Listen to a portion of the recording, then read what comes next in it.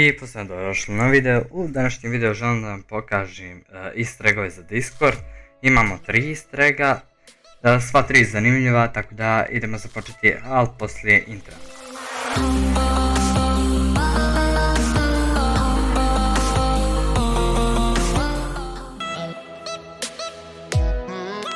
Na trećem mjestu se nalazi easter egg Ludilo od poruka, tako sam ga nazvao.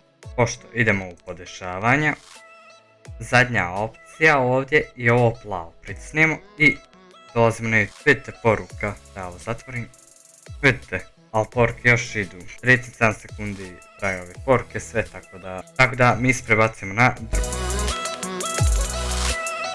drugi easter egg je malo smiješan, ne znam zašto, ali dobro. Uglavnom, u pitanje je kopiranje ID-a. Ako ne znam šta je ID, to ovdje vidite, gdje piše Mitljas i pritisnem. Evo, pritisnem, usput po statistikama jako mali broj vas koji zapravo gledate moje videe i je zapravo subscribe-om, tako da pratite se na moj kanal da me podržite u daljem radu, tako da idemo gledati dalje.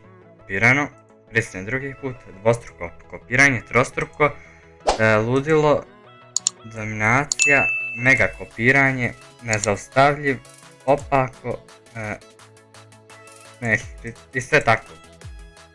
Znam da ima dosta ovoga, ali ovo je sad pošto je neki update pa je zastao. Tako da idemo na prvo mjesto. Na prvom mjestu se nalazi Snake Error 404.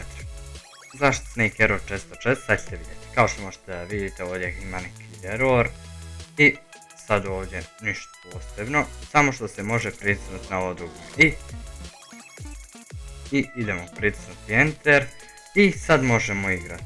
Pišite u komentarima koji vam easter egg najdraži od ovih, a ja idem završiti ovo. Tako da, to je to što se tiče ovoga videa danas. Ako jeste, stavite like, podijelite ga s drugima, a mi se vidimo u sljedećem videu. Imate veliki pozdrav!